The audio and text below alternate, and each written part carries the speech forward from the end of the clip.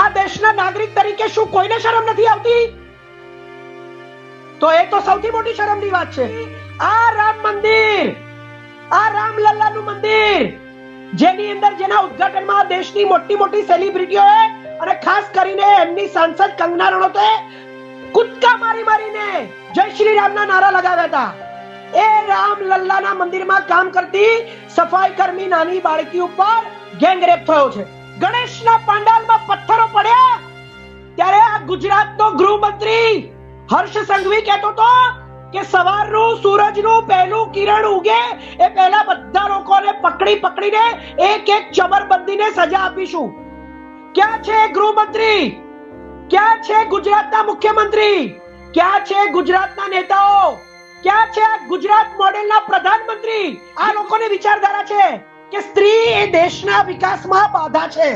આ લોકો પોતાની પત્નીઓને છોડી દે છે દેશ સેવા કરવાના નામે, અને પછી પોતાની વાસનાને સંતોષવા માટે નાની બાળકીઓથી લઈને કેટલીય મહિલાઓ પર આ લોકો બળાત્કાર કરે છે. સાથીઓ, આપણા દેશમાં બેટી બચાવો અને બેટી પઢાઓના નારા આપતી સરકારો તમે જોયું હશે, પણ આપણા દેશની બેટીઓને કેવી રીતે બચાવી એ સરકારો પાસે કદાચ એ સિસ્ટમ નથી, અને કદાચ એ ઈચ્છા શક્તિ જ નથી કે બેટીઓને કેવી રીતે બચાવી શકાય.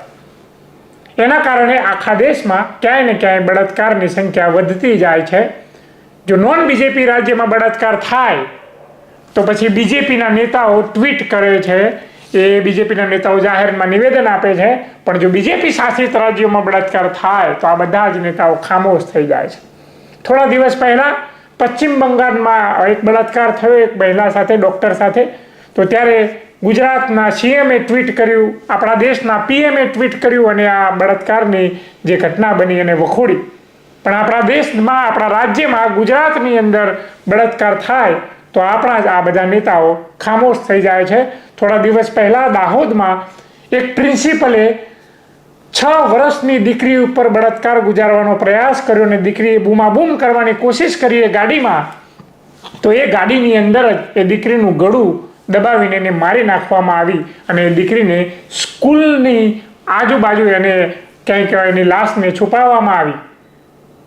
અને આ જે બળાત્કારી હતો એ ગોવિંદ નટ નામનો બળાત્કારી, એ ભારતીય જનતા પાર્ટી સાથે ક્યાંય ને ક્યાંયના કનેક્શનો હોય એવા મીડિયા અહેવાલો છે.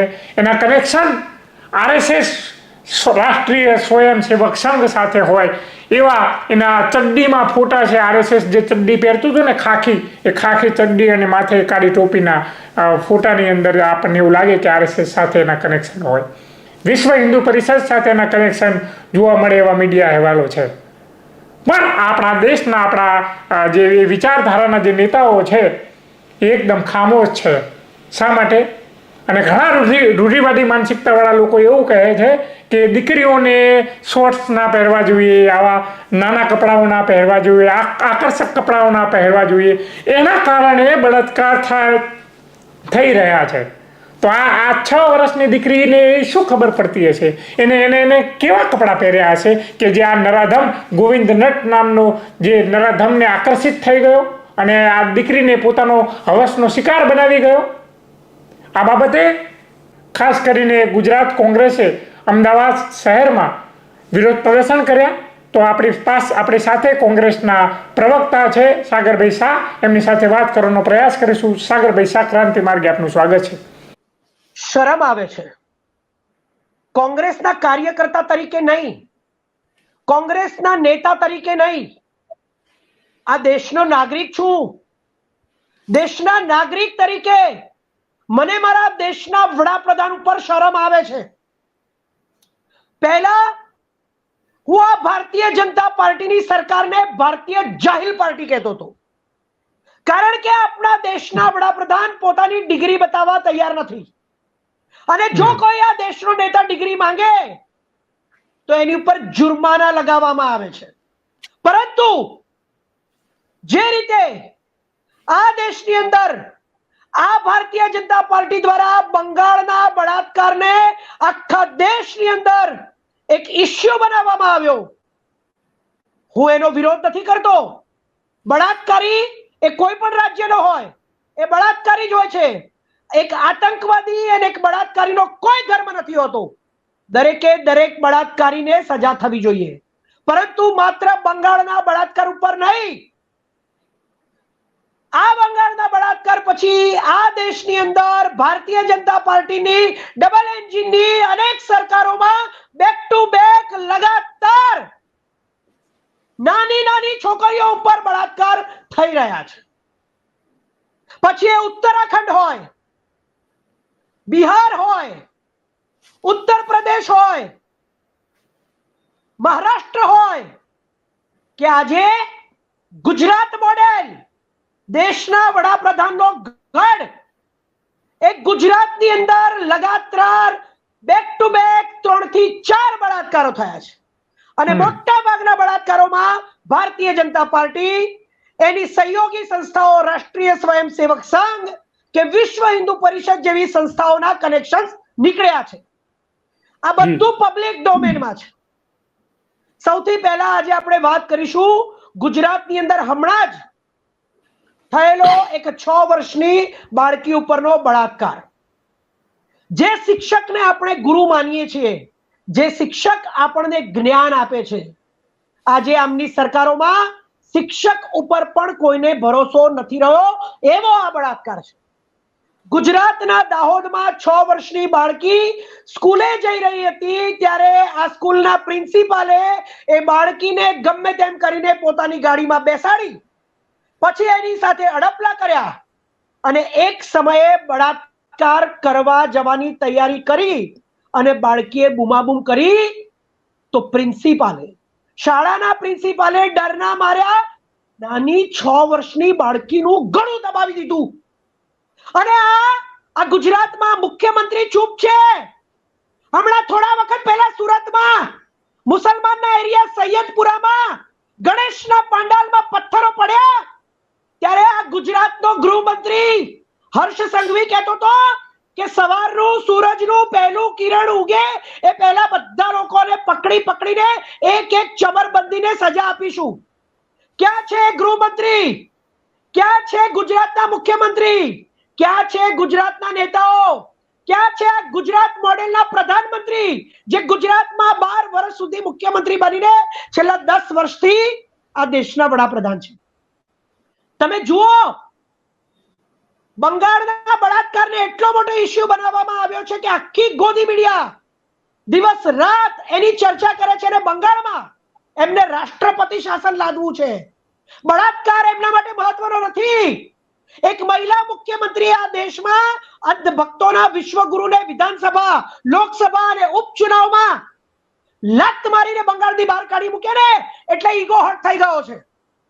એટલે એ ઈગો માટે બંગાળના મહિલા મુખ્યમંત્રીને પદ પરથી ઉતારવા માટે, ત્યાં રાષ્ટ્રપતિ શાસન લાગુ કરવા માટે બંગાળના બળાત્કારને ઇશ્યુ બનાવ્યો છે.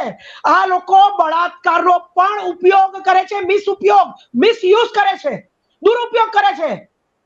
શરમ આવી જોઈએ. આ લોકોની વિચારધારા છે કે સ્ત્રી એ દેશના વિકાસમાં બાધા છે. આ લોકો પોતાની પત્નીઓને છોડી દે છે દેશ સેવા કરવાના નામે, અને પછી પોતાની વાસનાને સંતોષવા માટે નાની બાળકીઓથી લઈને કેટલીય મહિલાઓ પર આ લોકો બળાત્કાર કરે છે, હેવાનિયત કરે છે, એમની છેડતી કરે છે, ગેંગરેપ કરે છે. આ છે આ સરકારમાં સ્ત્રીઓનું સ્થાન, જે કહે છે કે અમે મહિલાઓને સંસદમાં 33% આરક્ષણ આપીશું. પણ એ પણ એક લોલીપોપ છે. આ દેશની સેકન્ડ સિટીઝન 50% મહિલાઓનું અપમાન કર્યું છે. મહિલા એથ્લેટ્સને રોડ પર રોંદવામાં આવી છે. એમના મેડલ્સને 15 રૂપિયાના મેડલ્સ કહેવામાં આવ્યા છે. શરમ આવી જોઈએ. કોંગ્રેસના કાર્યકર્તા તરીકે નહીં, કોઈ પાર્ટીના કાર્યકર્તા તરીકે નહીં, આ દેશના નાગરિક તરીકે શું કોઈને શરમ નથી આવતી? તો એ તો સૌથી મોટી શરમની વાત છે. શરૂઆત કરીશ, જેવો બળાત્કાર બંગાળમાં થયો ને એવો ઉત્તરાખંડમાં થયો છે નર્સની સાથે. એની કોઈ ક્યાંય વાત નથી. બળાત્કાર કરીને ઓળખાણ ના પડે એટલે એનું મોઢું ઈંટોથી છૂંદી નાખવામાં આવ્યું છે. એવો બળાત્કાર થયો છે. એવો બળાત્કાર બંગાળમાં નથી થયો, પણ બંગાળના જ બળાત્કારની વાત થશે, કારણ કે બંગાળના બળાત્કારનું મહત્વ નથી. એ મહિલા મુખ્યમંત્રીએ જે દેશના વડાપ્રધાનને હાર આપીને દર વખતે એ ઈગો હર્ટ થયો છે. લખીમપુર ખીરી હોય, કઠવા રેપ કેસ હોય, હાથરસ હોય, ઉત્તર પ્રદેશ હોય, કોઈ જગ્યાએ ક્યાંય વાત નથી.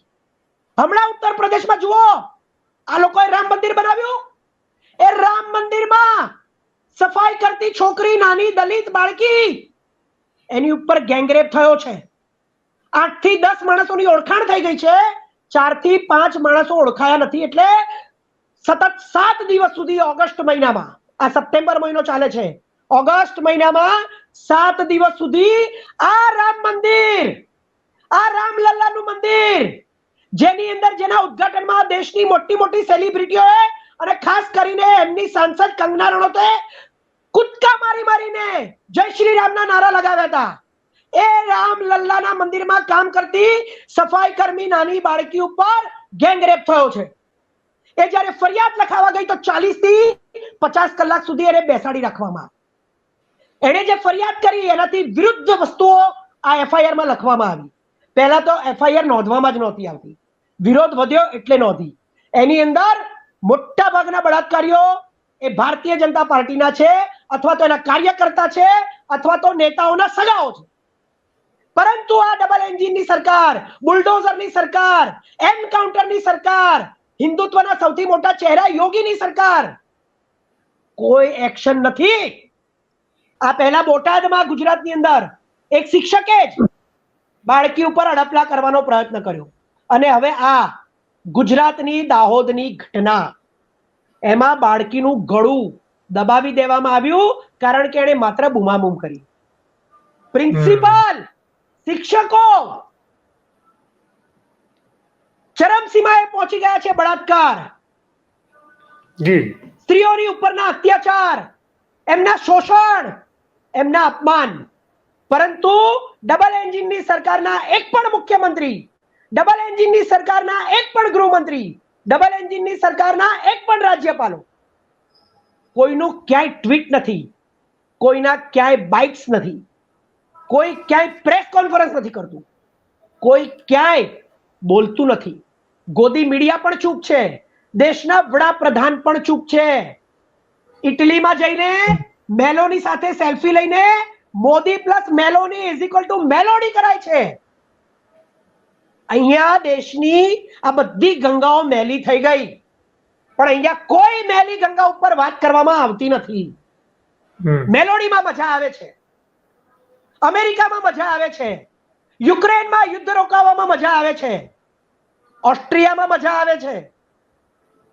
ક્યાં ક્યાં મજા નથી આવતી આપણા દેશના વડાપ્રધાનને, પણ ભારતમાં મજા નથી આવતી, મણિપુરમાં મજા નથી આવતી, મહારાષ્ટ્રના બળાત્કાર ઉપર બોલવામાં મજા નથી આવતી, બિહાર, ઉત્તરાખંડ, ઉત્તર પ્રદેશ, અરે હજી તો એક રહી ગયો સૌથી મોટો બળાત્કાર, છેલ્લે છેલ્લે કહી દઉં જતા જતા, ઓડિશામાં હમણાં આમની ડબલ એન્જિનની સરકાર બની છે, પપેટ મુખ્યમંત્રી મૂક્યો છે, જેમ એમના દરેક રાજ્યોમાં હોય છે એમ. હમણાં કેટલાક દિવસો પૂરા થવામાં એમણે સેલિબ્રેશન કર્યું. આ બધી તો નાની નાની બાળકીઓ હતી. બંગાળમાં ડોક્ટર હતી, ઉત્તરાખંડમાં નર્સ હતી, અને આ ઓડિશામાં લોયર હતી. લોયર છોકરી, કોઈ જેવી તેવી નહીં, ભણેલી લોયર છોકરી. હજી આગળ તો સાંભળો, એ લોયર છોકરી પોતાનું રેસ્ટોરન્ટ કે કોઈ એની શોપ હતી એ બંધ કરીને રાત્રે નીકળી તો કેટલાક યુવાનોએ ઓડિશામાં છેડખાની કરી. એ છેડખાની કરનારા યુવાનોએ ઓડિશાના મુખ્યમંત્રીની ઢોસ બતાવી કે અમે તો મુખ્યમંત્રી સુધી ઓળખાણ ધરાવીએ છીએ. વિચારો.